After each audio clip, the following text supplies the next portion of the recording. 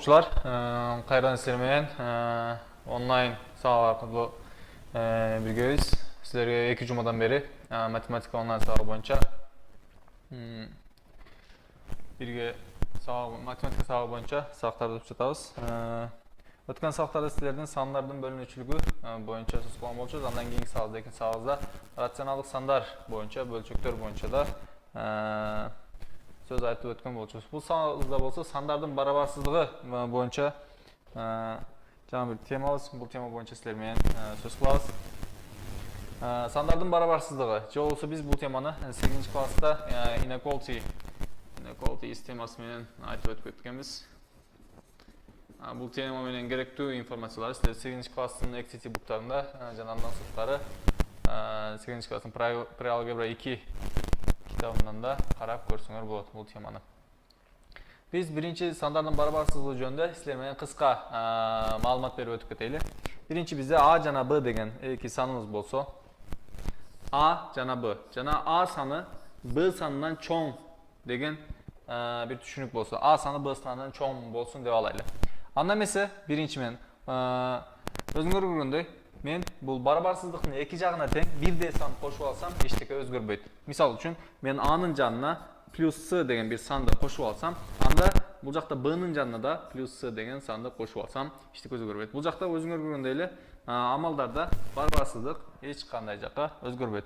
Ал эми ошол эле эки сан a жана b саны болсун. Мен ошол эле эки сандан a минус c ошол эле сандан барабарсыздыктын сол жагындагы a деген сандан c деген санды чыгарып же болбосо кемитип алсам, барабарсыздыктын оң жагындагы b санынан да c деген санды кемитип алсам эчтеке өзгөрбөйт. Өзүңөр көргөндөй барабарсыздык өзгөрбөй эле калды. Ал эми мындан кийинкилерди өзүңөр көргөндөй кемитүү жана кошуу менен эчтеке өзгөрбөйт экен бул жактагы. А бирок бөлүүдө кичине өзгөчөлөнүп турат. Эмнеси менен өзгөчөлөнүп турат? Мисалы үчүн мага берилген сан болсун. Мисалы үчүн a b'дан чоң деп дагы көрсөтүлгөн болсо, мисалы үчүн мен барабарсыздыктын сол жагын же болбосо аны бир c деген сан менен көбөйтүүнү кааласам, жана бул сан c деген сан 0га барабар болбошу керек. Бул биринчиси 0га барабар болбошу керек. Андан сырткары бул c деген сан 0дон чоң болсун. Ушинтип белгилеп алайлы.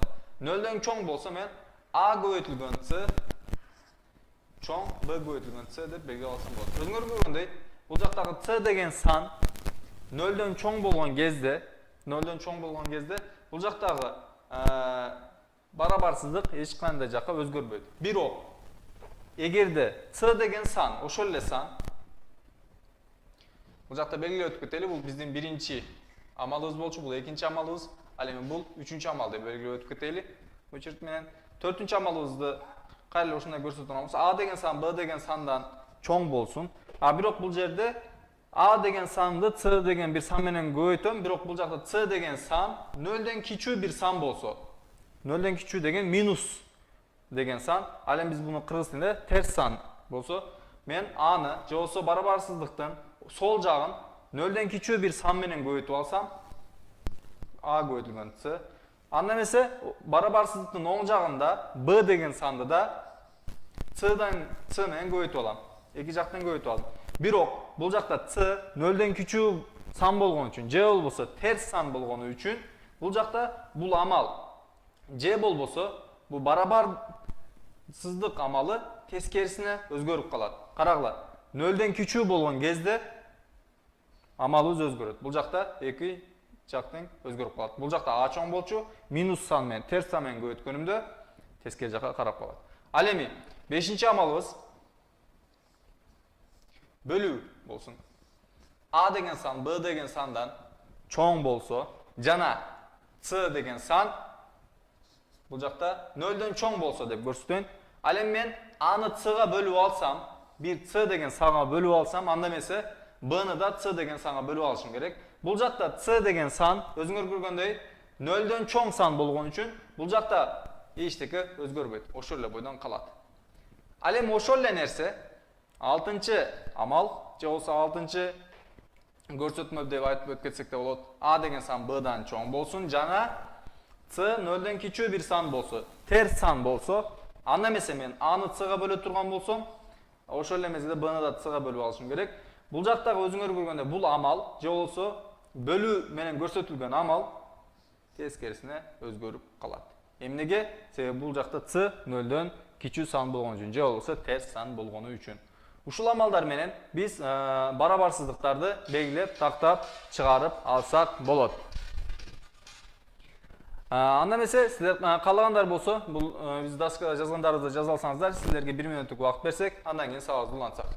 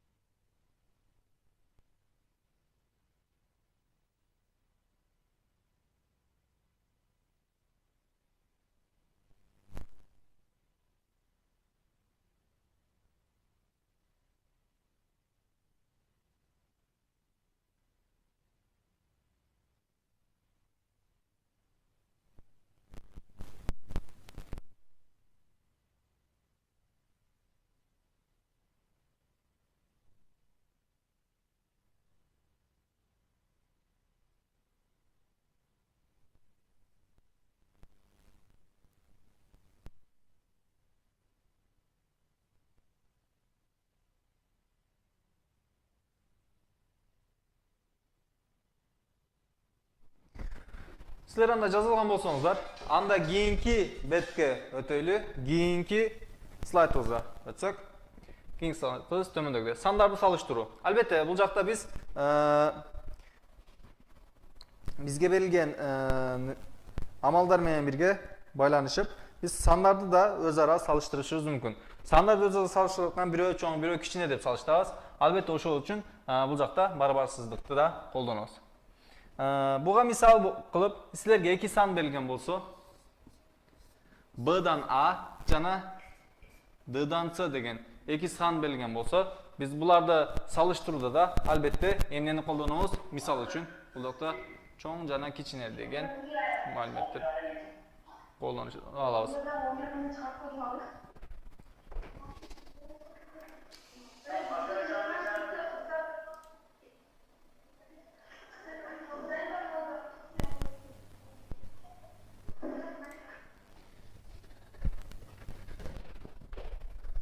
Сабагыбызды улантайлы.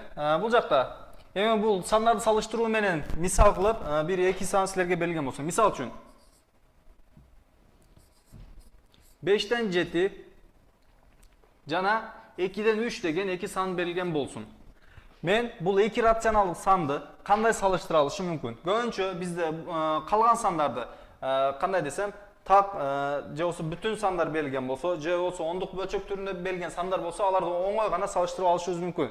Биздин көбүнчө кыйналган суроолорубуз 2 рационалдык санды салыштыруу боюнча кыйналышыбыз мүмкүн.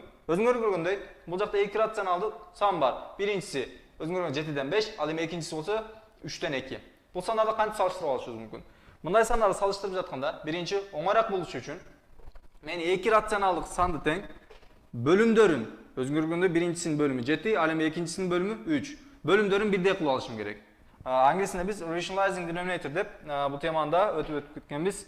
Ошол себептен кайрадан бул жакты жазып атам. 7 болсо, 2 жакты тең бөлүмдөрүн бирдей кылып алышым, бул жакты 3 менен, ал эми бул жакты 7 менен көбөйтүп алам. Анда эмесе, биринчи сан 15 жогору жагы, же болбосо алымы 15, ал эми бөлүмү 21. Ал эми экинчи сан болсо, алымды карай турган болсок, алымы 21, ал эми бөлүм кечиресиңер. Алымы 14, ал эми бөлүмү өзүңөр көргөндөй 21. Өзүңөр көргөндөй, бул эки сандын бөлүмдөрү бирдей болду. Бөлүмдөрү бирдей болгон болсо, мен жогору жагына же болбосо алымына карап туруп бул эки санды салыштырышым мүмкүн. Анда эмесе, экинчи сан же болбосо бизге берилген биринчи. 7ден 5 деген сан 3ден 2 деген сандан чоң экенин көрүп турабыз. Себеби 15 14төн чоң.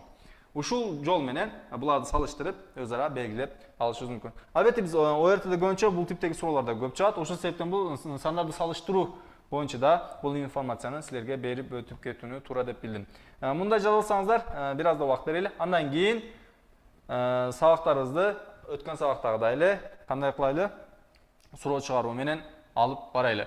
Sizlerge бүгүнчерээк түшүндүрөйүн деген темаларым же болбосо теманын фундаменти ушул эле. Мындан кийин эми калгандарын ушул көргөн амалдарды суроолордун үстүндө текшерип көрөбүз деп ойлойм. Бир аз да убакыт берейин, силер жазып алсаңыздар, андан кийин сабагыбызды улантайлы.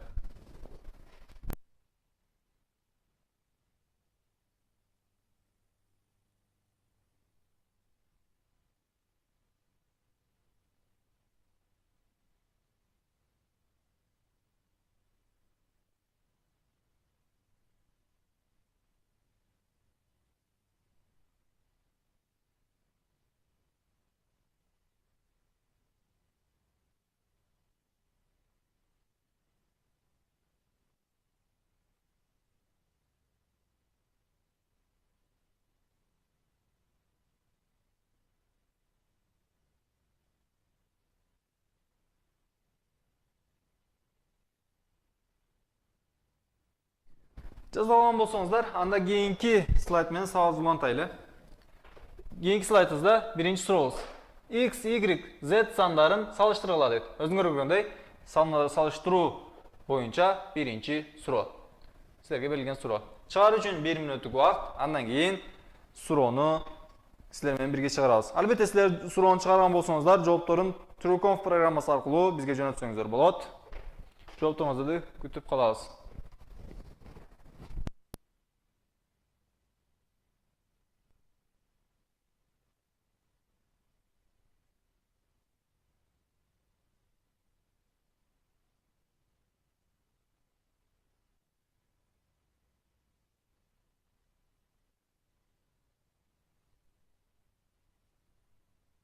Yaxşı, hazırınca bir liseden cevap geldi.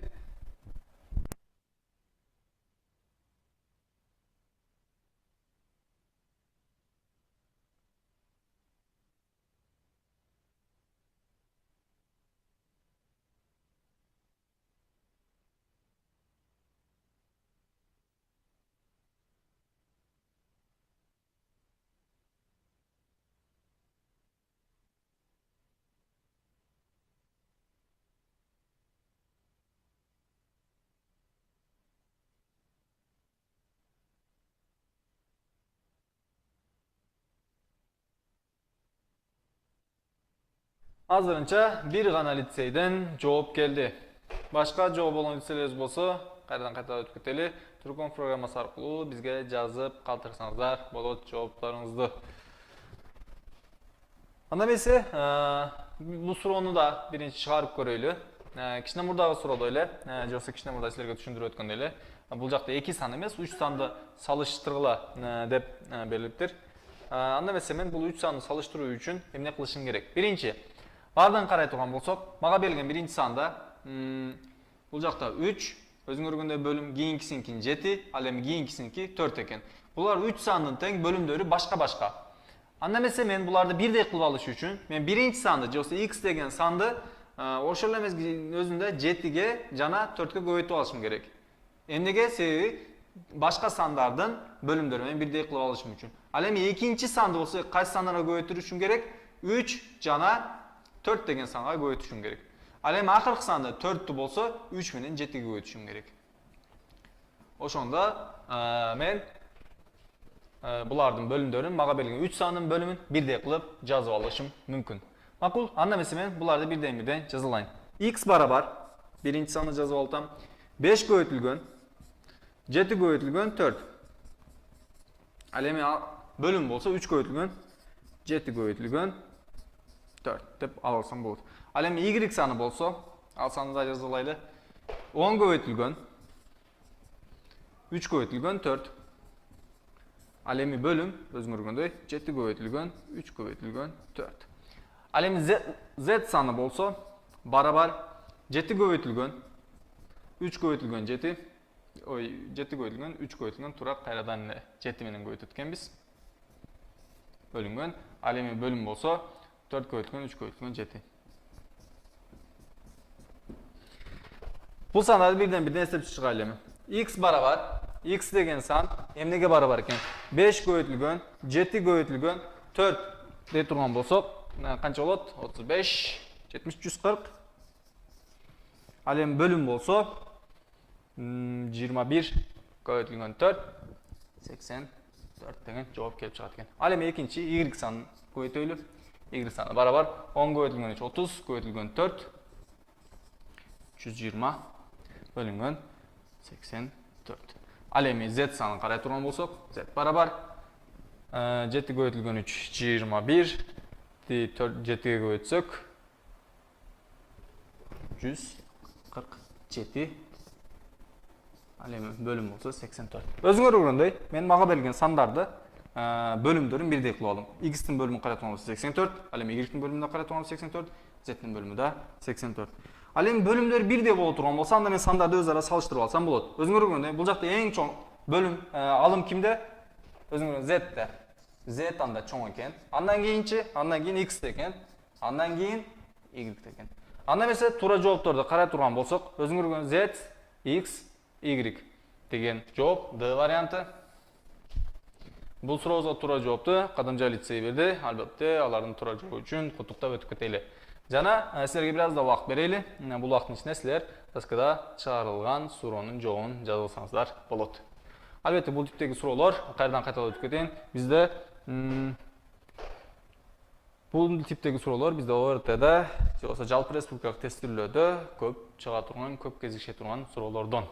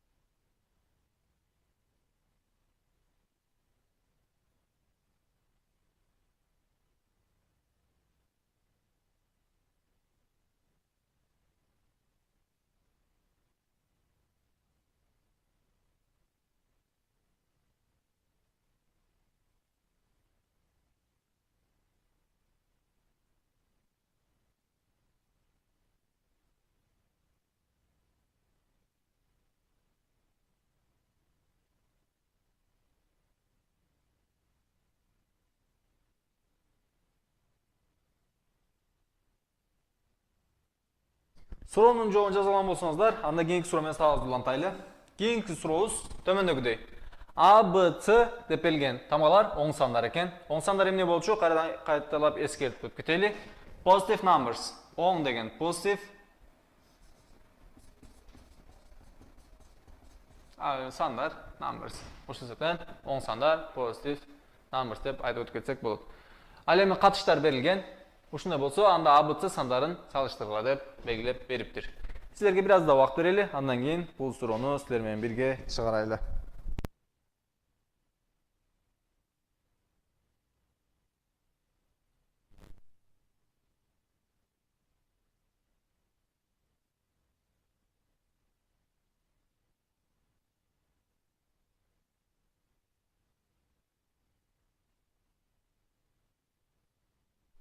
Жакшы, азырынча эки лицейден жооптор келди. Күтө турайлы. Чоктол жана Ош кыздар лицейинен башка жооп болгон лицейлер да балким суроону чыгарганга аракет кылып жатышат.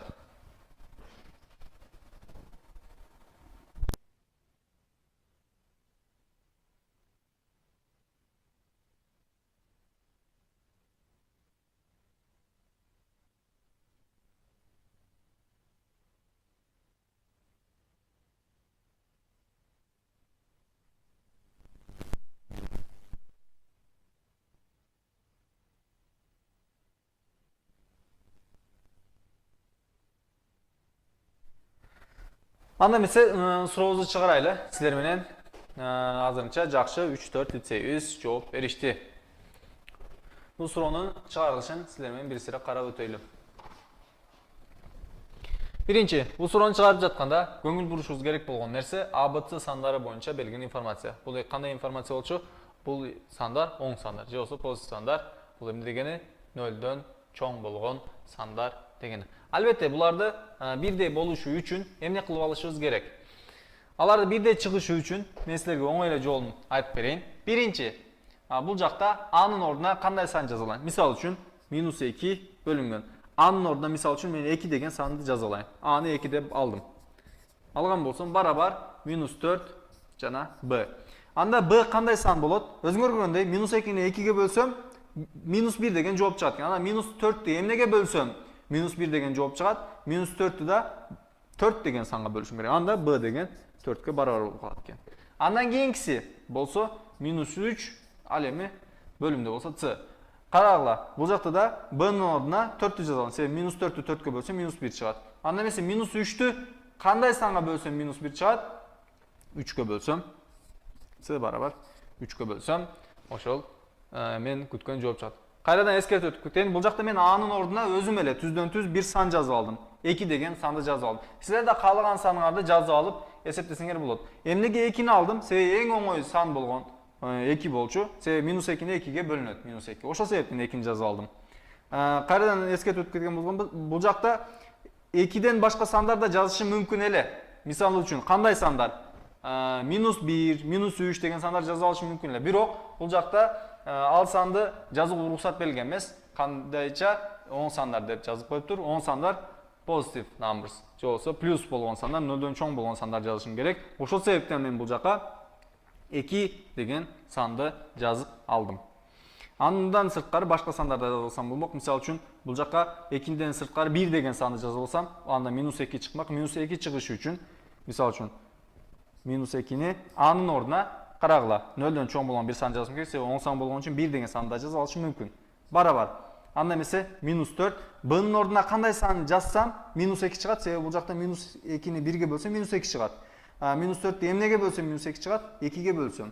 Анда b 2 болуп калды өзүңөр көргөндөй. A 1 деп алсам, b өзүңөр көргөндөй 2.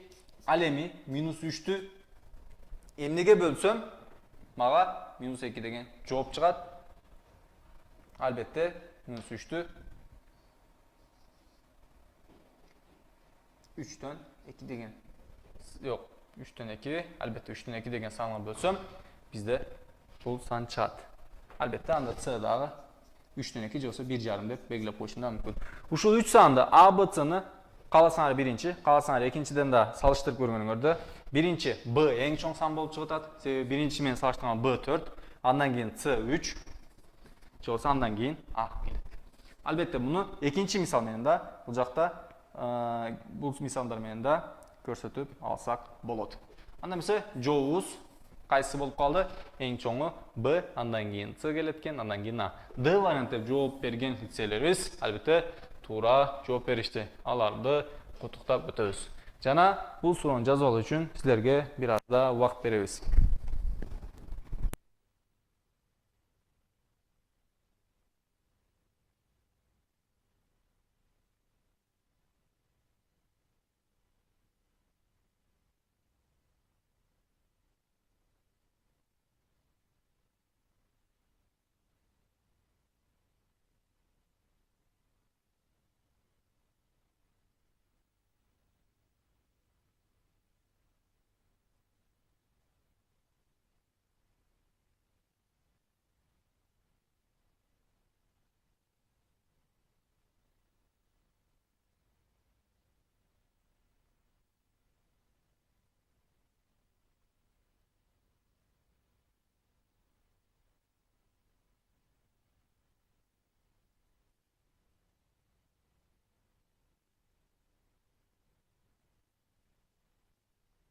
Бул суроону да жообун жазып алган болсоңуздар, анда кийинки суроо менен сабагыбызды улантайлы.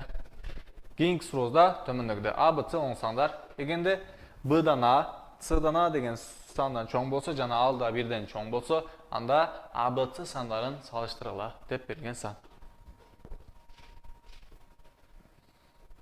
Силерге да бир аз да бул суроону чыгарып алыш үчүн убакыт берели. Андан кийин суроону силер менен бирге чыгарайлы.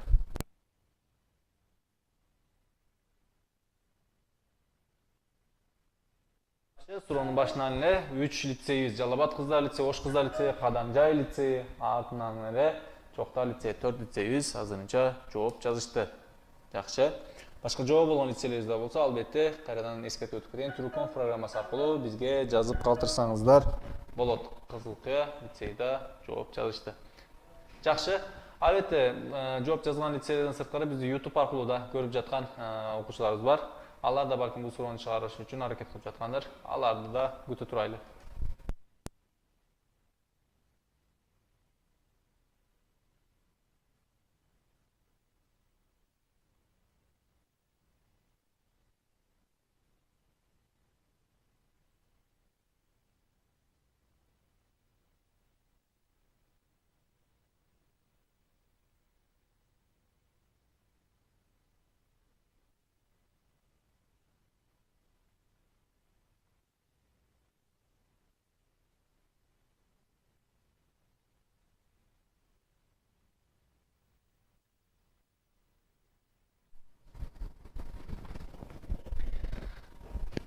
Жакшы, азырынча жооп келген лицейлерибиздин жооптору белгилүү болду. Анда эмесе биз бул суроолорду силер менен бирге чыгарганга аракет кылып көрөлү. Мен биринчи мага берилген барабарсыздыкты өзүңөр көргөндөй Б'дан А жана C'дан А деп берилген барабарсыздык бар. Мен биринчи ушул бөлүктү бөлүп алайын дагы. Мен бул ушул бөлүктү чыгарып алганга аракет кылайын. Б'дан А чоң экен, эмнеден C'дан А деген рационалдык сандан. Анда эмесе мен буларды бири-бири менен көбөйтүп алышым мүмкүн. Оң сандар болгонуна караганда мен эмне кылсам болот? А менен C'ны жана Б менен Аны көбөйтүп алсам болот. Өзүңөр көргөндөй А менен C'ны көбөйтсөм, А көбөйтүлгөн С чоң болот, Б көбөйтүлгөн А да. Өзүңөр көргөндөй мен эки жакты тең А деген санга бөлүп алам. А деген санга бөлгөнүмдө кайрадан эскертип өтүп кетейин.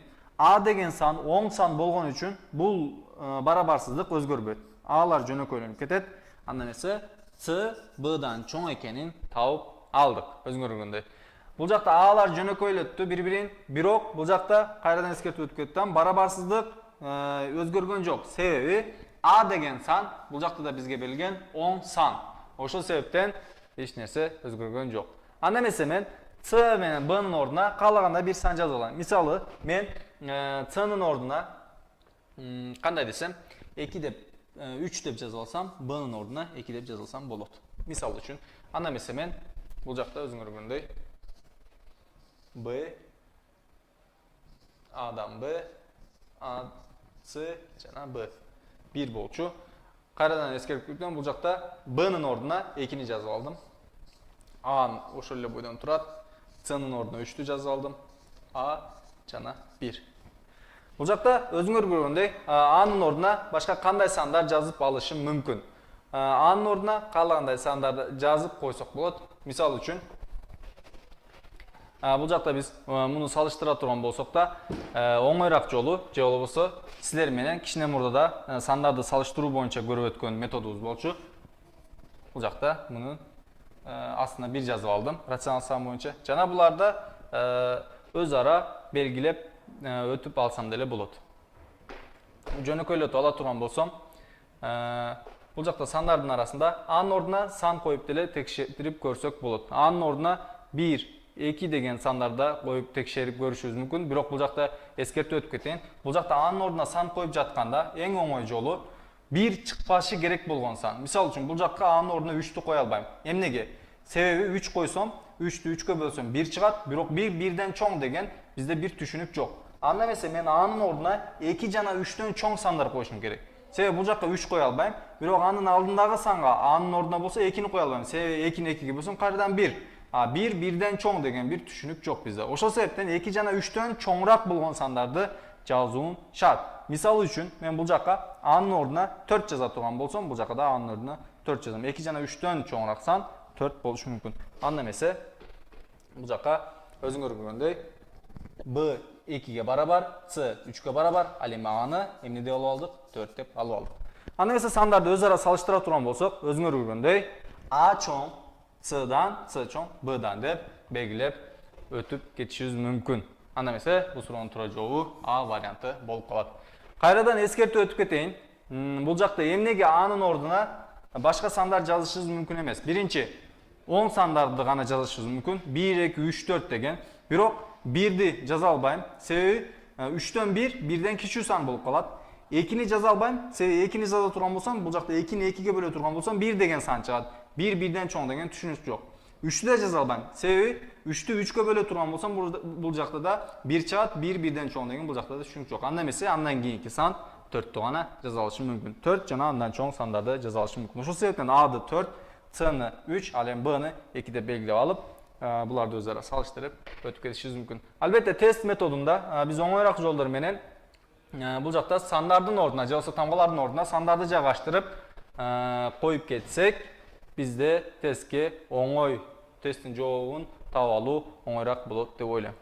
Силер үчүн бул суроонун жообунда жаза алуу үчүн бир аз да убакыт берейин. Андан кийинки суроо менен сабагыбызды улантайлы.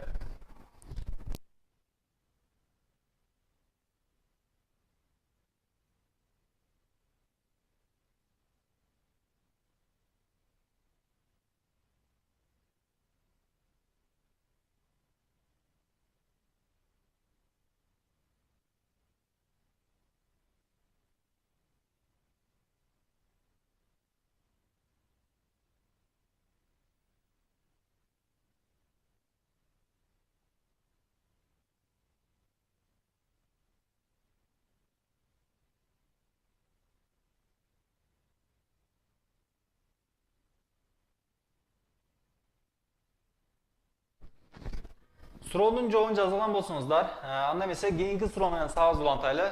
Бирдекени эскертип өтүп кетейин. Мындан кийинки сурообуз бүгүнкү сабагыбыздын биринчи бөлүгүнүн акыркы суроосу болуп калат. Андан кийин силер менен бир 5 мүнөттүк тыныгуу беребиз. Андан кийин сабагыбыздын экинчи бөлүгүн улантабыз. Ал эми сурообуз менен тааныштырып өтүп кете турган болсом, барабарсыздык туура болгондой кылып ABC сандарын тапкыла дейт. Албетте, мага берилген суроо төмөндөгүдөй болуп турат. Биз бул жактан ABC сандарын табышыбыз керек. Бул метод, бул жакта бизге берилген суроону сандарды салыштыруу методу менен оңойраак таап алышыбыз мүмкүн. Жакшы, аздан чакадан эле лицей биринчи болуп жооп берди. Анда эмесе башка лицейлерибиз да күтөбүз. Жалал Абад кыздар лицейи, Чоктал кыздар лицейи да ар дайымкыдай, мурдагы сабактарыбыздай активдүү катышып жатышат жана жоопторун жазышты. Кызыл Кыя лицейи да бизге жоопторун жөнөтүшүп жатат. Жакшы. Сабагыбызда активдүү катышып жаткан лицейлерге Кызыл Кыя, Кадамжай, Жалал Абад кыздар лицейи, Ош кыздар лицейи жана Чоктал кыздар лицейине кайрадан рахмат айтып өтүп кетем. Жана силерден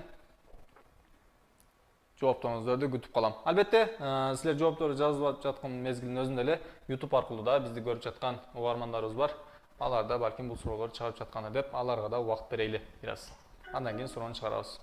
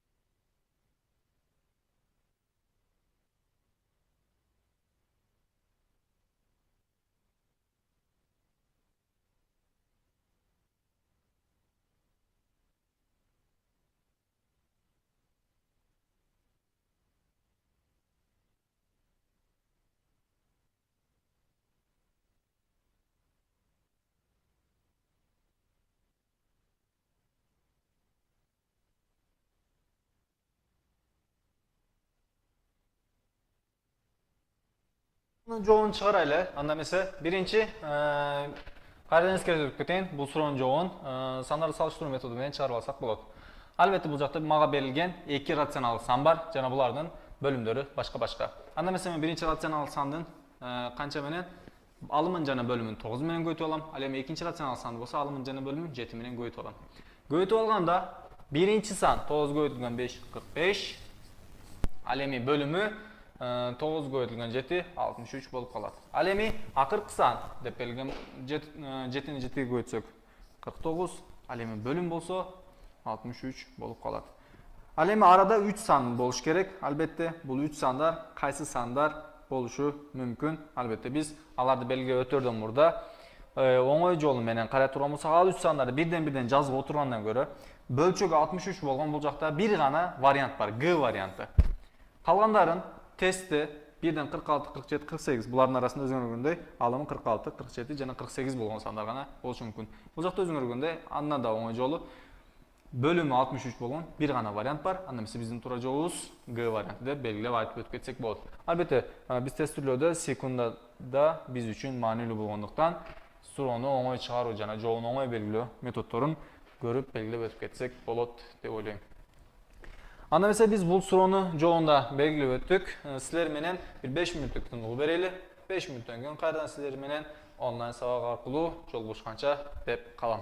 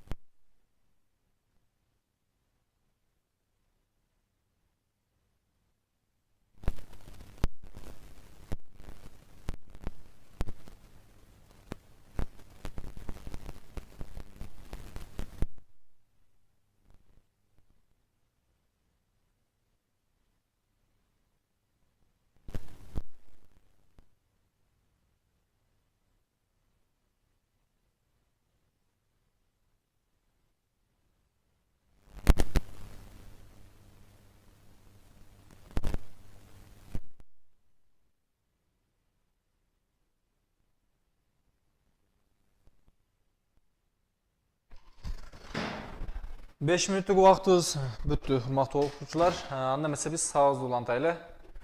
Sağızın ikinci bölügünün birinci sorusu tömendegidey.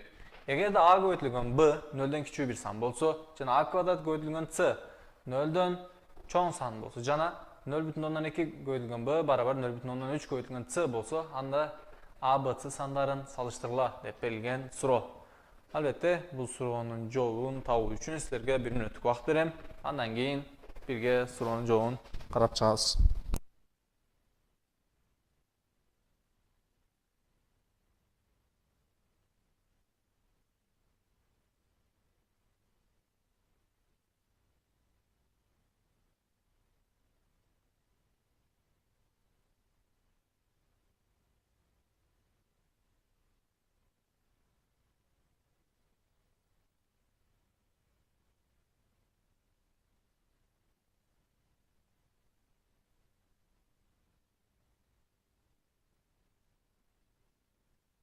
Yaxşı, cevaplarınızlar hazırdan gelip başladı.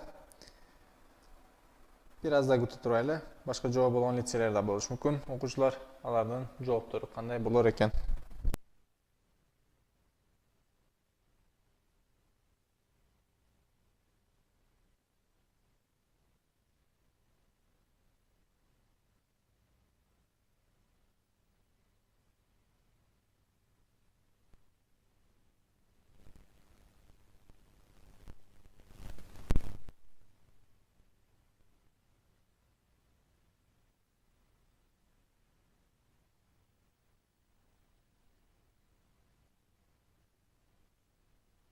Жақсы, жооп берген лицелерибиз болду. Анда эмесе бул суроону силер менен бирге кайрадан чыгарып көрөйлү.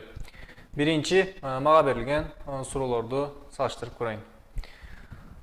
Биринчи бөлүктө a квадрат a көйтүлгөн b 0'dan кичүү жана a квадрат көйтүлгөн c 0'dan чоң деп берилиптир.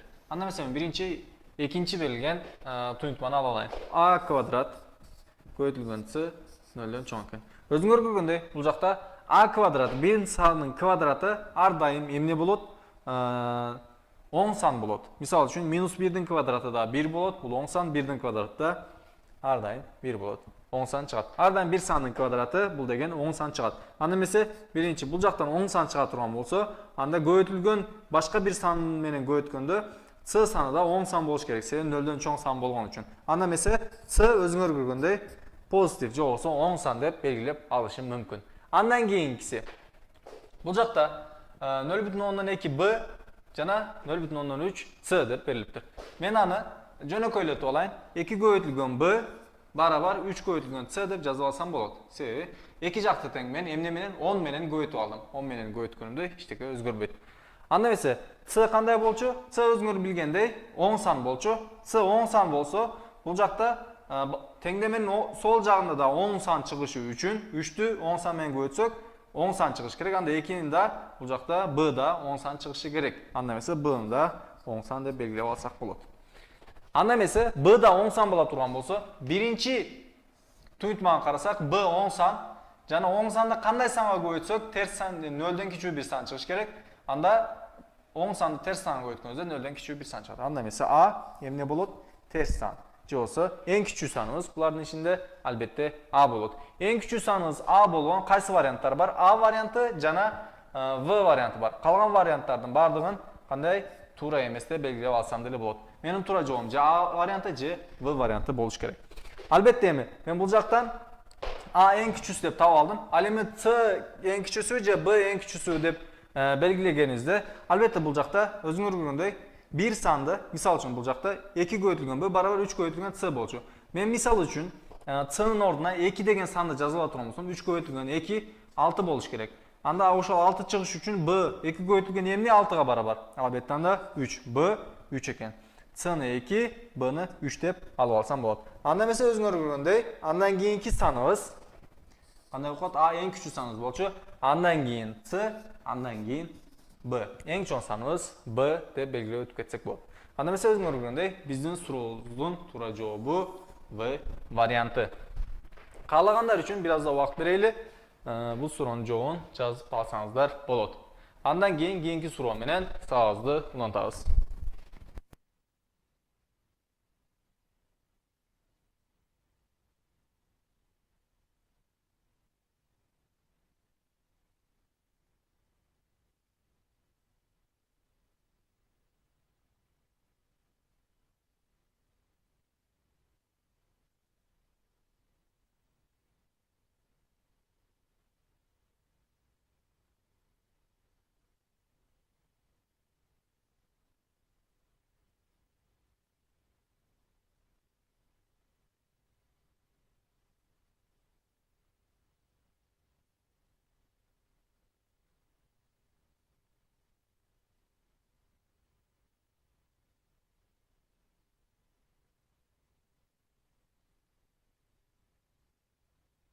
Suronun cevabını жазылған болсаңыздар, keyingi suro menen sağız ulantaylı.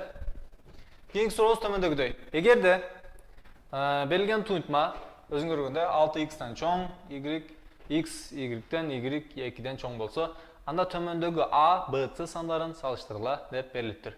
Albatta sizlerge biraz da vakt bereyim bu suro üçün. Andan keyin sizler bilen birge suronun jogunu çygyraýly.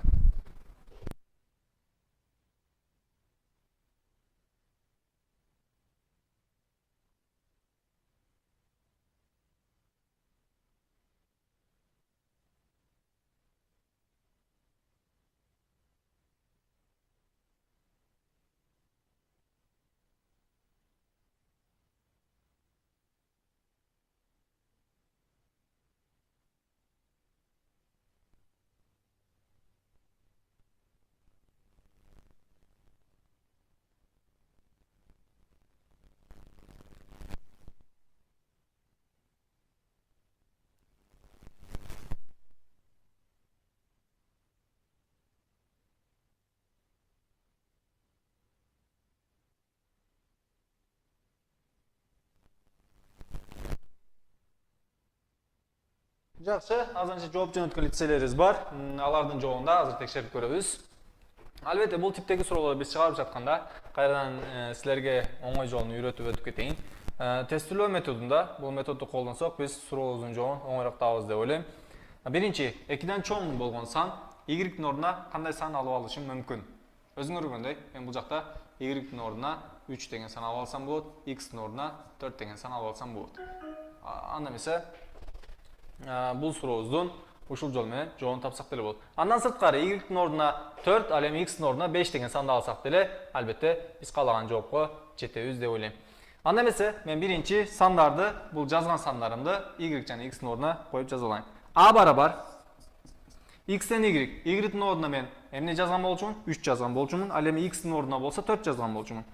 B болсо b барабар 2, ал эми бөлүм x-дин ордуна мен 4 жазган болчумун. Ал эми c болсо y-дин ордуна кайдан эскертип өткөнбүз 3, ал эми бөлүм болсо 2 болчу. Өзүңөр көргөндөй, бул жакта бизде кандай рационалдык сандар түзүлүп калды. 4дөн 3, 4дөн 2 жана 2ден 3 деген. Мен бул сандарды салыштыра турган болсом, албетте бөлүмдөрүн бирдей кылып алышым керек. A санынын бөлүмү 4, B санынын бөлүмү 4, ал эми C санынын бөлүмү 2 экен. Анда эмесе мен C санынын бөлүмүн тиги A жана B санынын бөлүмдөрү менен бирдей кылып алышым керек. Анда 2 менен көбөйтүп алам. Анда эмесе өзүңөр көргөндөй A барабар 4дөн 3, B барабар 4дөн 2, ал эми C барабар эмне болуп калат? 4дөн 6 болуп калат.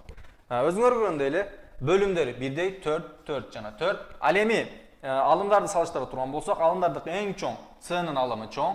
Андан кийинки вариант A'нын алымы, андан кийинкиси болсо B болуп калат. Анда эмесе бул сурообуздун туура жообу карап өтө турган болсок, C, A, B деп берилген вариант G варианты болуп калат. G варианты деп белгилеп өтүп кеткен лицейлерибиздин жообу туура, ал лицейлерибизди өзгөчө куттуктайм. Жана бул сурообуздун жообун жазып алыш үчүн силерге бир аз да убакыт берем. Өзүңөр көргөндөй, сандарды салыштыруу методу бизде бул жакта барабарсыздык темасында көп мааниге ээ, өз билеңер көрүп өткөндөй. Ушул себептен бул теманы кайрадан кайталап чыксаңыздар, өзүңөргө пайдалуу болот деп ойлойм. Себеби бул темада сандарды салыштыруу методу боюнча жалпы республикалык тестилөөдө бул типтеги суроолорубуз көп чыгат. Ушул себептен көңүл буруп карап коюшуңуздарды сурунам.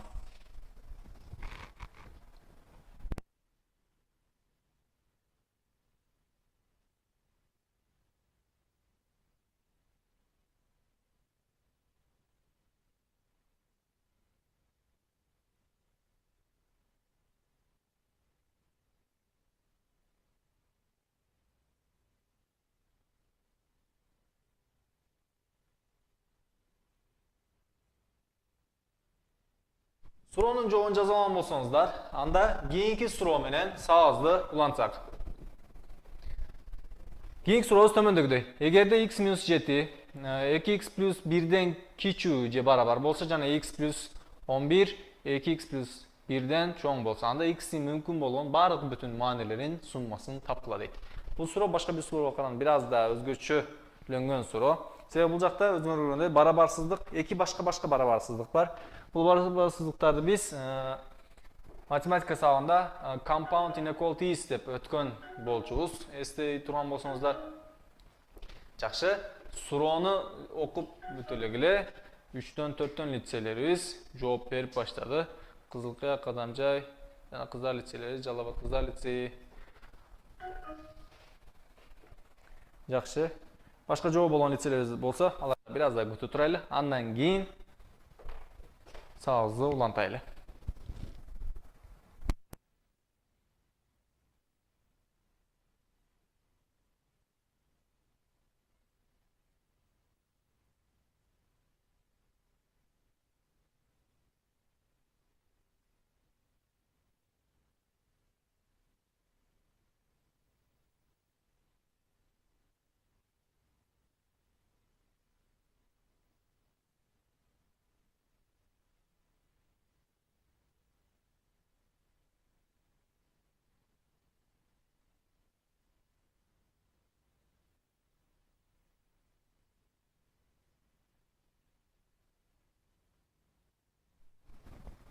Суроонун жообун жазган лицейлерибиз болду.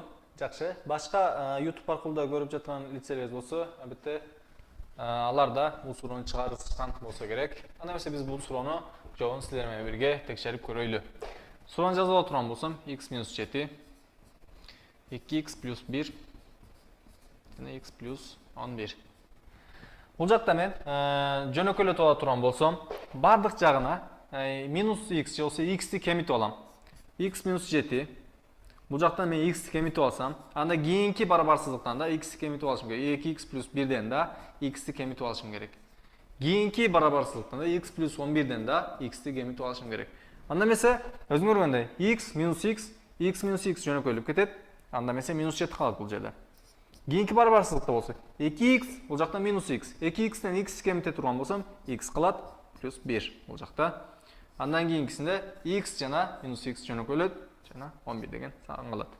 Өзүңөр көргөндөй бул жакта бир гана x калды ортодогу барабарсыздыкта. Анда эмесе мен ал x'ти жалгыз калтыра турган болсом, бардык жактан минус 1ди кемитип алышым керек. Минус 7 минус 1 x плюс 1, андан минус 1ди кемитип алам жана 11 минус 1 деп алам. Бул жакта өзүңөр көргөндөй биринчисинде бардык жактан x'ти кемитип алган болчумун. Ал эми экинчисинде болсо бардык жактан минус 1ди кемитип алып жатам. Минус 7 минус 1 албетте минус 8ге барабар. Андан кийинкиси x, андан кийинкиси 11 минус 1 10го барабар. Анда эмесе мен x'тин ордуна келиши мүмкүн болгон сандарды жазайын. Бул жакта x'тин ордуна минус 8 келиши мүмкүн экен. Себеби бул жакта кичине же барабар деп турат. Ошол себептен минус 8 деген сан келиши мүмкүн. Анда эмесе минус 8 келиши мүмкүн. Бул жакта ордуна жазышым мүмкүн. Минус 8 суммаларын табышым керек. Андан сырткы минус 7, минус 6, минус 5, минус 4, минус 3, минус 2, минус 1, 0 деген санды жазышыбыз мүмкүн албетте. Плюс андан кийин 1, плюс 2, плюс 3, плюс 4 жана плюс 5, плюс 6, плюс 7, плюс 8, плюс 9 жана 10 жаза аламбы? Жок, 10ду жаза албайм. Себеби бул жакта барабарсыздыкты карай турган болсок, 10дон кичүү деп жатат. Ошол себептен 10ду жаза албайм. Анда эмесе мен бул сандарды салыштырып турган болсом, минус 8 менен плюс 8 жөнөкөйлөп кетет. Минус 7 менен плюс 7, минус 6 плюс 6, минус 5 менен плюс 5, минус 4 менен плюс 4, минус 3 плюс 3 жөнөкөйлөт. Минус 2 менен плюс 2 да жөнөкөйлөт, минус 1 менен плюс 1 да жөнөкөйлөт. Бул жакта бир гана жөнөкөйлөгөн эмне кылат? 9 деген жообубуз калат. Анда эмесе бул сурообуздун туура жообу өзүңөр көргөндөй суммалардын баардыгын топтоп чыкканыбызда түздөн түз Б варианты деп белгилеп айтып өтүп кетсек болот экен бул сурообуздун жообун. Анда эмесе Б варианты деп белгилеп өткөн лицейлерибизди кайрадан куттуктап өтөм. Бул суроого да жооп бергени үчүн. Жана силерге бир аз да убакыт берем бул суроонун жообун жаза алуу үчүн. Андан кийин кийинки сурообуз менен сабагыбызды улантабыз.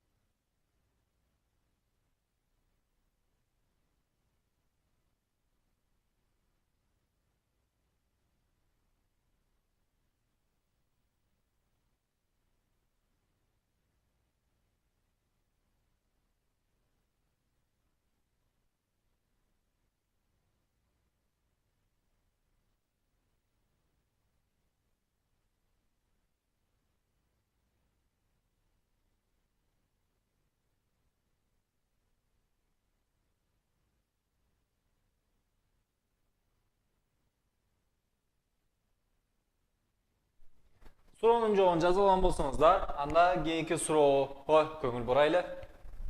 Кийинки сурообуз ABC терс сандар деп берилиптир. Кайрадан эскертип өтүп кетейин.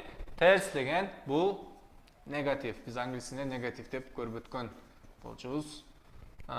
Эгерде 2AB барабар 3BC барабар 5AC болгондо, анда ABC сандарын салыштыргыла деп берилген суроо экен. Албетте, бул суроонун жообун Truecom программасы аркылуу бизге калтырсаңыздар болот. YouTube аркылуу көрүп жаткан угармандар болсо, албетте, аларда өз аракет кылып бул суроонун жообун таап, кийинчерээк биз суроону чыгарганда текшерип көрсө болот. Жакшы, азырдан лицейлерибиз бизге жооп берип баштады. Кадамжа лицейинен жооп келди. Башка жооп болгон лицейлерибиз да, алардын да жообун күтүп турайлы. Андан кийин суроону алар менен бирге чыгарып көрөйлү.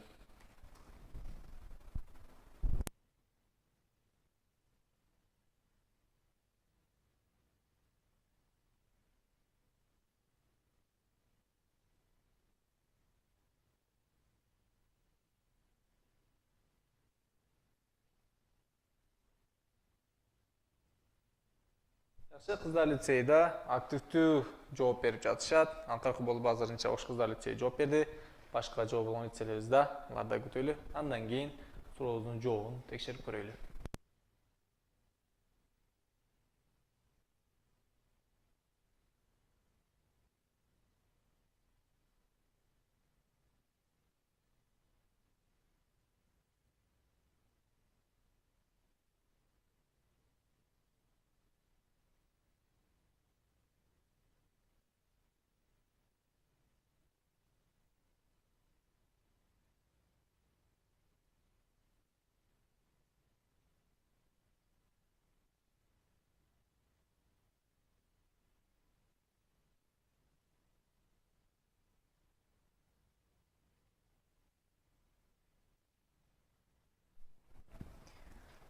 Жооп жөнөткөн лицейлерибиз болду. Жакшы, анда эмесе биз сурообузду кайрадан текшерип, жообун карап өтөлү. Биринчи мен мага берилген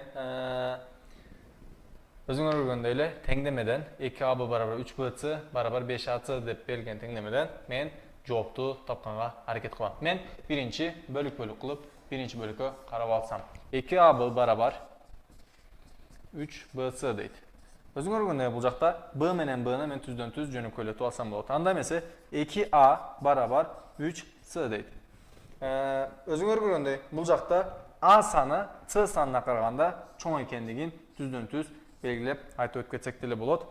Көрүнүп тургандай эле. Же болбосо муну оңойраак жолу, башка жол менен текшерип көрө турган болсок, мен бул жакта C-нын ордуна 2-ни коюп көрсөм, C-ны 2 деп алып алганымда 3-ті 2-ге өтсем 6, анда mesela A 3 чыгат экен. Ошол жол менен да A'нын C'дан чоң экендигин көрсөтүп алышым мүмкүн. Ордуна сан коюп көрүп деле көрсөк болот. A'нын C'дан чоң экендигин. Анда эмесе теңдеменин экинчи бөлүгүнө карай турган болсом, экинчи бөлүгүндө 3BC барабар 5A көйдүгөн C. Бул жакта C'лар жөнөкөйлөп кетет жана 3B барабар 5A болуп турат. Өзүңөр көргөндөй, бул жакта да B деген сан B'нын A'дан чоң экендиги түздөн түз көрүнүп турат. Анын деле оңой жолу бул жакта силерге оңойраак жолунда көрсөтүп турган болсом, бул жакта A'нын ордуна мисалы үчүн мен 3 деген сан койсом, A'ны 3 деп алып алсам, бул жакта B эмне чыгат? B 5 деген сан чыгат. Өзүңөр көргөндөй эле A'нын ордуна сан коюп, B'нын андан чоң экендигин көрүп алсам болот. Ал эми азыр мага берилген 2 барабарсыздык чыкты. А C'дан чоң, ал эми B болсо A'дан чоң. Бул экөөнү салыштыра турган болсом, B A'дан чоң болчу. Жана мен бул барабарсыздыкты жазып алдым. Бул экинчи барабарсыздык жазып алдым. Ал эми экинчи барабарсыздык жазып ала турган болсом, биринчи барабарсыздык А C'дан чоң болчу. Бул эки барабарсыздыкты биргелештиргенде өзүңөр көргөндөй B A'дан чоң, А C'дан чоң деген жооп келип чыгат экен. Анда эмесе бул сурообуздун туура жообу Б варианты. Бул сурообузга туура жооп бергендерди да кайрадан куттуктап өтөм. Жана бул сурообуздун туура жообун жазып алуу үчүн силерге бир аз да убакыт берем.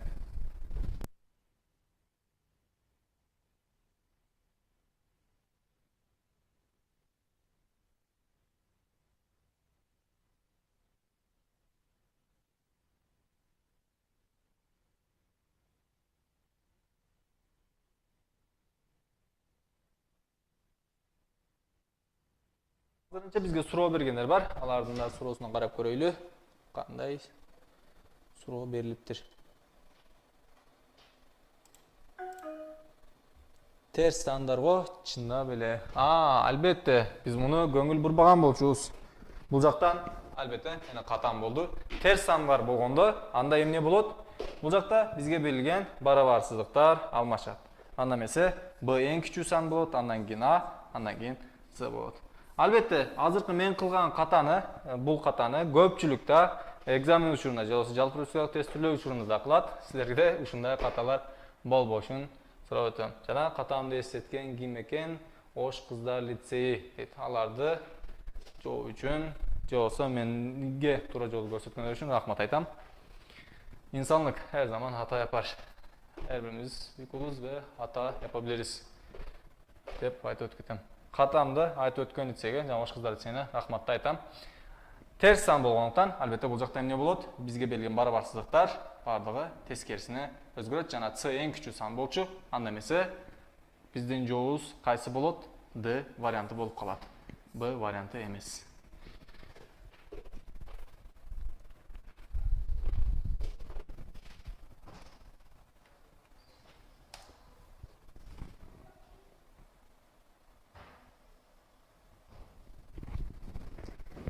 Жақсы, сұруын жоғын жазалан болсаңыздар, анда кейінгі сұрумен сағызды ұлантайлы. Кейінгі сұруыз төмендегідей. Егер A плюс B барабар X, B плюс C барабар Y, жана A плюс C барабар Z болса, андан сыртқары бізге Z Y-тен чоң, Y X-тен чоң деп берілген информация да бар екен. Анда месе A, B, C сандарын салыштырылы деп берілдір. Сұруының жоғын чағырып көргілер. Жақсы, азықтарына ош қыздар лitseyінен бірінші жауап келді. Başka litselerden de cevapları götürüp kalağız.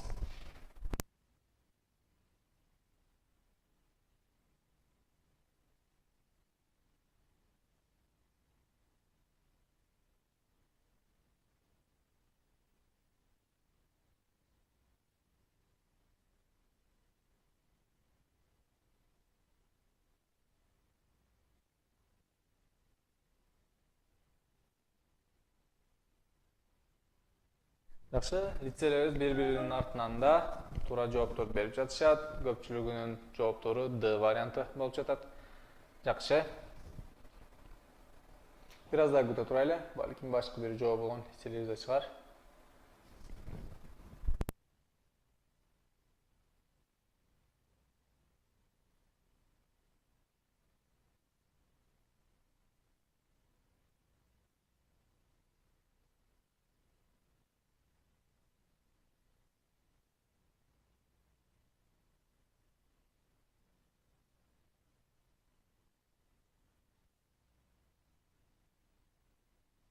Başka cevap жазган litselerimiz болгонуна караганда биз суроону чыгарып көрсөк болот экен. Анда эмесе мен биринчи мага берилген барабарсыздыкты жазып алайын. Z чоң экен Y-тен, чоң экен Y-тен, чоң экен X-тен. Анда эмесе мен Z-тин ордуна эмне жазып алышым мүмкүн? Z-тин ордуна мен A плюс C-ны жазып алышым мүмкүн. A плюс C, анда эмесе чоң. Y-тин ордуна болсо B плюс C-ны жазып алам. B плюс C, анда чоң экен эмнеден? X-тен. X болсо X-тин ордуна A плюс B деп жазып алсам болот экен. Жана мен мага берилген бул барабарсыздыктарды 2 бөлүп башка карап чыгам. Биринчи бөлүгү A плюс C B плюс C'дан чоң экен. Анда эмесе бул жакта C'лар жөнөкөйлөп кеткенде A'нын B'дан чоң экендигин көрүп алсак болот. Ал эми экинчи бөлүктү карай турган болсок, экинчи бөлүктө B плюс C A плюс B'дан чоң экен. Анда эмесе бул жакта B'лар да бири-бирин жөнөкөйлөп кетет жана C A'дан чоң экендиги көрүнүп турат. C A'дан чоң боло турган болсо C бул жакта белгилүү A'дан чоң. Анда эмесе A'дан чоң деп бул жакка жазып алсак деле болот. C A'дан чоң. Анда эмесе бул сурообуздун туура жообу C A B деп белгилеп D варианты деп айтып өтүп кетсек болот. Албетте бул сурообузга Ош кыздар лицейи, Кадамжай лицейи жана Кызыкка лицейлери туура жооп берди. Алардын бул 3 лицейдин тең туура жооптору үчүн өзгөчө куттуктап өтөбүз. Жана сурообуздун жообун жазып алуу үчүн силерге бир аз да убакыт беребиз.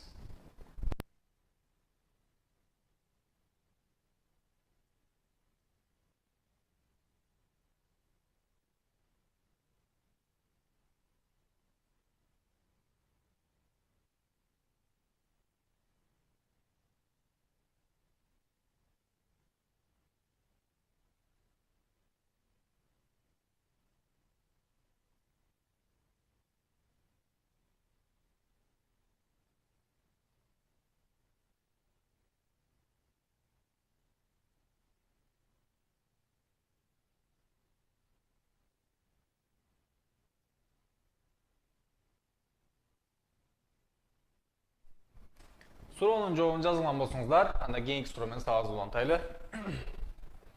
Кийинки сурообуз төмөндөгүдөй. Эгер x 0-дон кичүү болсо, бул эмне деген? X албетте терс сан. Жана 0,8ден x барабар 0,5ден y барабар 0,2ден z болсо, анда x, y, z сандарын салыштырыла деп берилиптир. Немесе силердин жооптарыңызды күтөбүз.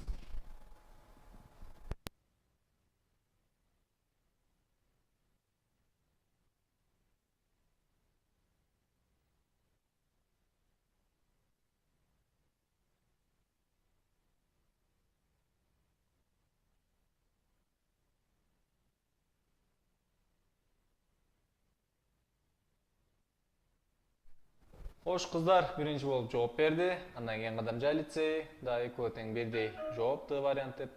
Жакшы, азырынча Кызылкая лицейда жоопторун жазышты. Бардык жооп берген лицейлер азырынча Д вариант деп жооп берип жатышат. Башка жооп болгон лицейлер болсо, албетте аларда күтөбүз.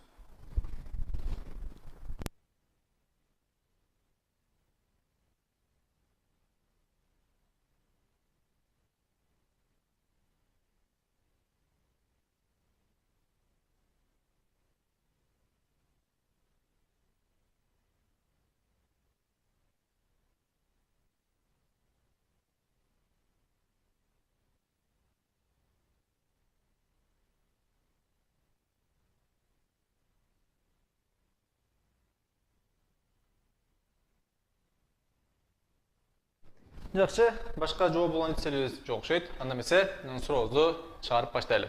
Биринчи, мен мага берилген теңдемени жазып алайын. 0,8ден x барабар 0,5ден y барабар 0,2ден z боло турган болсо, бул сандарды мен жөнөткөйлөтүп алганымда 8ден x барабар 5ден y барабар 2ден z деп жөнөкөйлөтүп алышым мүмкүн. Албетте, буларды бирдей оңойраак болушу үчүн, бирдей сан чыгыш үчүн, мен мисалы үчүн буларды бардыгын 1ге барабар деп ала турган болсом, 1ге барабар деп ала турган болсом, анда x барабар 8, y барабар 5 жана z барабар 2 деген суроо жооптор келип чыгат. Бирок, бул жакта кичине мурда мен кылган катаны кайталабаш үчүн кайрадан суроону окуйм. Эгерде x 0дон кичүү болсо деп атат. X 0дон кичүү болгонуна караганда, анда эмесе x-ти мен -8 деп ала турган болсом, анда эмесе бул жакта жообузда -1 чыгыш керек. Анда бардык сандарыбыздын несі өзгөрөт, алдындагы плюс эмес минус болуп өзгөрүп кетет. Анда эмесе мен сандарыбызды оңой гана салыштырып алышым мүмкүн. Анда эмесе эң чоң саныбыз z, андан кийин y, андан кийин x саны болуп калат. Өзүңөр көргөндөй. Анда туура жообубуз кайсы вариант болуп калат? D варианты. Кайсы лицейлерибиз бул суроого туура жооп бериптир? Кадамжай, Кызылкая, Ош кыздар лицейи. Бул лицейлерибиз бул суроого туура жооп бериптир. Кайрадан кайталап өтүп кетейин. Бул жакта көңүл бургула. Суроону чыгаргандан кийин жөнөкөй гана нерселерге көңүл буруп өтүп кеткиле. Мисалы үчүн бул жакта x 0дон кичүү болгонуна караганда -8 болсо, анда калган сандардын да оң жана терс болгондуктары өзгөрөт. Ушул себептен сурообуздун жообу да D варианты болуп калат. Жана бул сурообуздун жообун жазып алуу үчүн силерге бир аз убакыт берейин. Андан кийин сабагыбызды кийинки сурообуз менен улантабыз.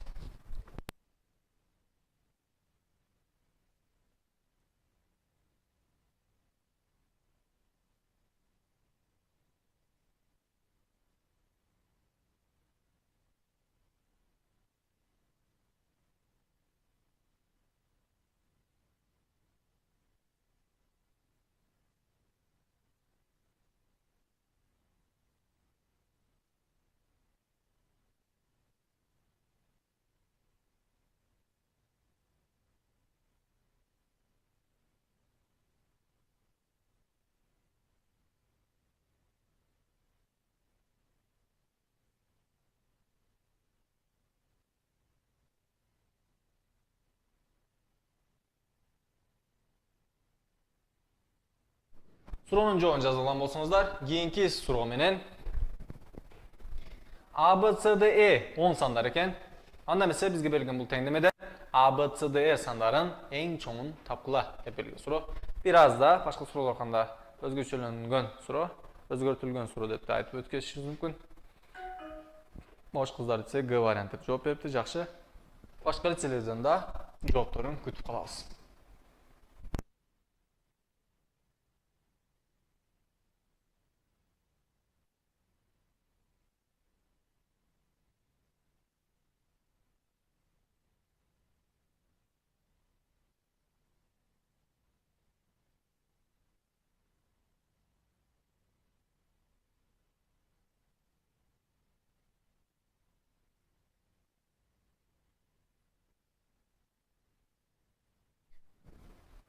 Жакшы, сурообузга жооптор келип жатат. Бир аз да күтүп турайлы. Сурообузга жоопторду Бул жакта кайрадан көңүл буруп өтүп кете турган жерибиз A, B, C, D, E деп берилген сандар. Булардын бардыгы оң сандар экен. Башка суроолордой терс сан эмес. Албетте. Жакшы, анда эмесе сурообузду бирге чыгарайлы силер менен. Бул сандар A, B, C, D деп берилген сандардын бардыгы оң сан экен. Анда эмесе мен бул сандарды кантип салыштырып алсам болот? Өзүңөр көргөндөй эле, булар оң сан болгонуна караганда, мен булардын бардыгын бирге барабар деп ала турган болсом, анда эмесе E канча деген сан чыгат? Мисалы үчүн мен бул биринчи бөлүктү ала турган болсом, бирге барабар болушу үчүн E барабар 1,3 чыгат. Ал эми D'ны 13-кө бөлсөм 1 чыгышы үчүн анда D барабар 13 чыгат. Ал эми C барабар 11, B барабар 8 жана A барабар 6 чыгат. Кайдан кайталап өтүп кетейин. Мен бул жакта бул теңдеменин бардыгын бирге барабар деп алып алдым. Кааласаңыз башка бир санга барабар деп алып алсаңыздар деле бул сурообуздун жообу бирдей чыгат. Эгер мен бирге барабар деп алганда, бул жакта ар бир туюнтманы бөлөк-бөлөк кылып алып алам. E'ни 13кө бөлсөм 1 чыгышы үчүн E'нин 1,3 болушу керек. Кечиресиздер 1,3кө бөлүнгөндө E да 1,3 болушу керек. Ал эми D'ны 13кө бөлгөндө 1 чыгышы үчүн D 13 деген сан болуш керек. C'ны 11кө бөлгөндө 1 чыгышы үчүн C'нын 11, B'ны 8кө бөлгөндө 1 чыгышы үчүн B 8, ал эми A'ны 6га бөлгөндө 1 чыгышы үчүн A 6 деген сан келип чыгышы керек. Анда эмесе мен сандарды эң чоңун таба турган болсом, өзүңөр көргөндөй эле D деген сан бул жактан түздөн түз көрүнүп турат, эң чоң сан деп. Албетте D деген сан кайсы вариантта? Бизде G вариантында турат. Анда эмесе бул сурообуздун туура жообу G варианты. Көбүнчө бул типтеги суроолорду чыгарып жатканда, өзүңөр көргөндөй, тамалардын ордуна сан коюп чыгарып алуу биз үчүн оңоюраак метод болуп калат. Бул сурообуздун да жообун жаза алсаңыздар болот.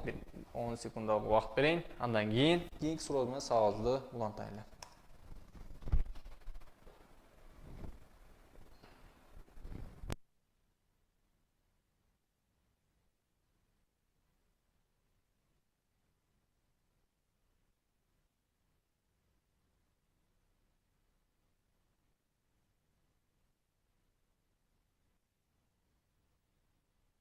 Сабагыбызды улантайлы. Кийинки сурообуз X, Y, Z бүтүн сандар дептир. Бул жакта бүтүн сандардын ичине кайталап өтүп кете турган болсак, бүтүн сан дегендер булар биз англис тилинде буларды integers деп көрүп өткөнбүз. Integers'in ичине бир эле мезгилдин өзүндө оң сандар жана терс сандар болот. Эгерде бизге X, Y жана Z деп берилген болсо, анда эмесе X минус 2Y плюс Z'тин эң чоң маанисин тапкыла дейт. 1 мүнөттүк убакыт, андан кийин бул суроонун жообун силер менен бирге чыгарайлы.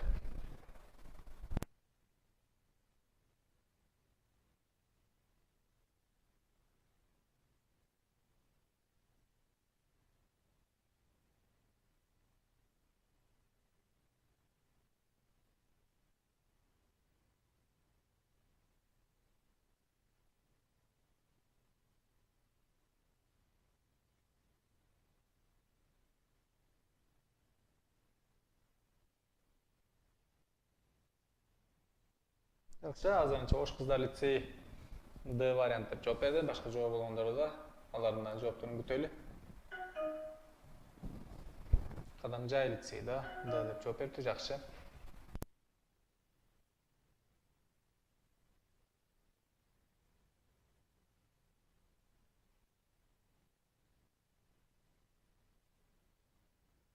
Бир аз да күтүп турайлы. Балким башка жооп болгон лицейлерибиз да бардыр.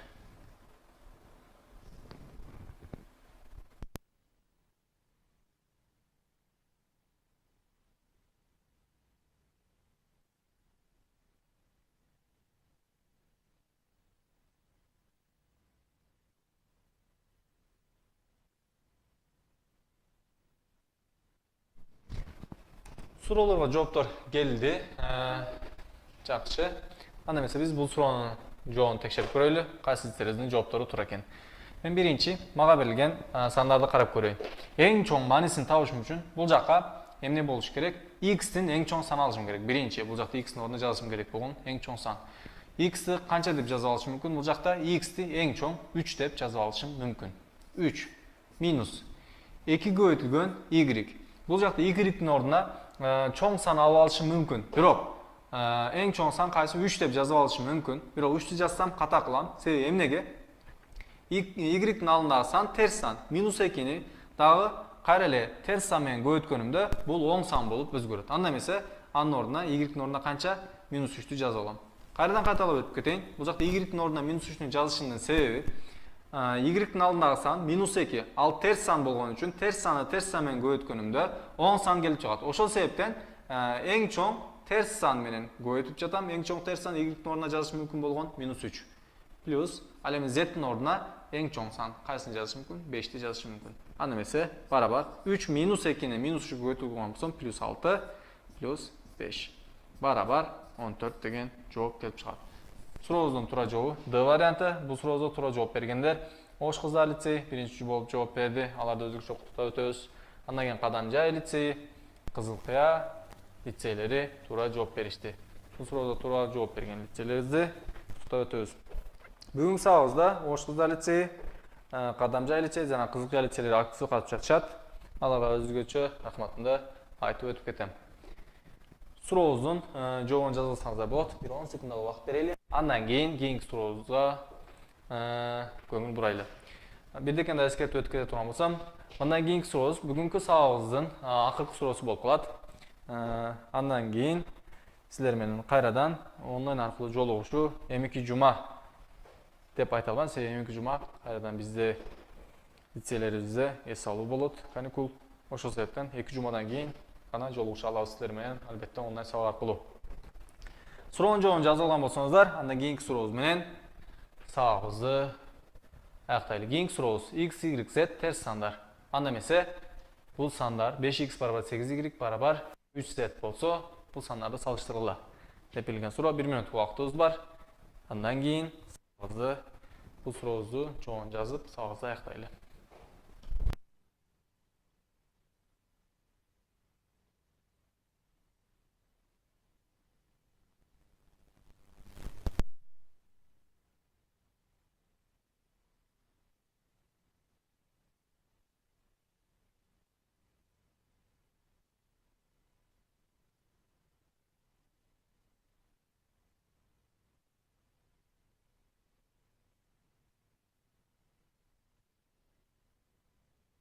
So'rovga javobini aytsangiz bo'lsa, albatta, burada qadaylar. Trucon programmasi orqali bizga qoldirsangizlar bo'ladi. Yaxshi, Qizilqiya litseyi B variant deb javob berdi. Boshqa javob bo'lgan litseylar Osh qizlar litseyi A variant deb javob berdi. Yaxshi, kutib turaylik. Boshqa javob bo'lgan litseylar bormi?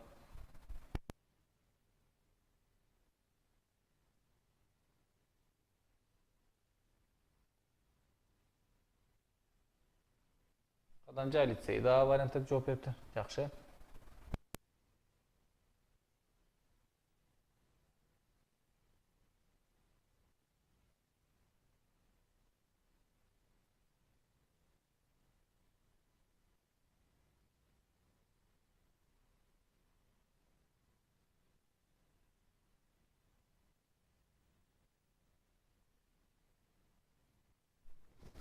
Жақсы, litseylerden javoblar kelib жатат. Sizlarga belgin 1 minutlik vaqtda o'z ayog'idan chiqdi deb o'ylayman. Endi esa biz so'rovlarimizni chiqarib ko'raylik. Albatta, bu so'rovlarni chiqarib жатқанда x, y, z ters sanlar ekan. Ters sanlar bo'lsa, men 5x barabar 8y barabar 3z deydi. Bu жақта bu so'rovni o'ng'ay chiqaruvining yo'lini sizlarga boshqa bir metodda ko'rsatib o'tayin. Har bir sanda bu жақта 5 bor, bu жақта 8 bor, yana bu жақта 3 bor. Bu 3 sanı birbirinden göğütüyle. 5 göğütülgen, 8 göğütülgen 3, 5 8'e göğütsem 40, 40'da 3'e göğütsem 120. Cana bunu 120 dep alaylı. Bunlardan barda 120'ga barar bolsun. Anda mesela 5 bir ok, bir dekeni esten çıkarıp açıyoruz gerek. X, Y, cana Z sanları ters san bolğanlıktan minus 120 dep alu tura bolot. 5x barabar minus 120 деп алсам, анда x barabar qancha chiqadi? X orada 20 minus 24 deb belgilep alsam bo'ladi. Al endi keyingisinde x minus 24 deb topalım. Keyingisinde 8y barabar minus 120 bolsa, bu жақта y orada barabar minus 15 deb alsam bo'ladi. Minus 15 qilganimizda bu жақта y chiqadi. Al endi 3z barabar minus 120, al endi z barabar minus 40 degan javob kelib chiqadi. Bu жақта sandarda har birini salıştırganımızda en küçüğüsü z, andan keyin x, andan keyin y degan sandar kelip çıgat ekan. Özüңөр көргөндөй эң чоң саныбыз y, x, анан z. Бул суроодун туура жообу A варианты. Жана бул A варианты деп белгилеп кеткендер кайсы лицейлер экен? Ош кыздар лицейи, Кадамжай лицейи жана Кызылкая лицейлерде A варианты деп жооп бериптир. Бул сурообуздун туура жообу силер айткандай албетте A варианты. Суроого туура жооп берген лицейлер үчүн өзгөчө куттуктап өтөм. Бүгүнчө сабагыбыз ушул жерде аяктады. Силер менен кайрадан 2 жумадан кийин жолугушканча деп калам. Силерге да чоң рахмат. Шоктар кыздар лицейи, баардык лицейлерибизге, Кадамжай лицейи силерге да рахмат. Мындан кийин сабагыбыз кайрадан 2 жумадан кийин уланат. Онлайн сабак аркылуу сурооңуздар болсо, албетте бул жакта чат аркылуу сурап калсаңыздар болот. Жооп бергенге аракет кылам. Бир аз да күтүп турайын. Балким суроосу болгондор суроолоруңузду жазып калтырсаңыздар болот. Андан кийин сабагыбызды аяктайлы.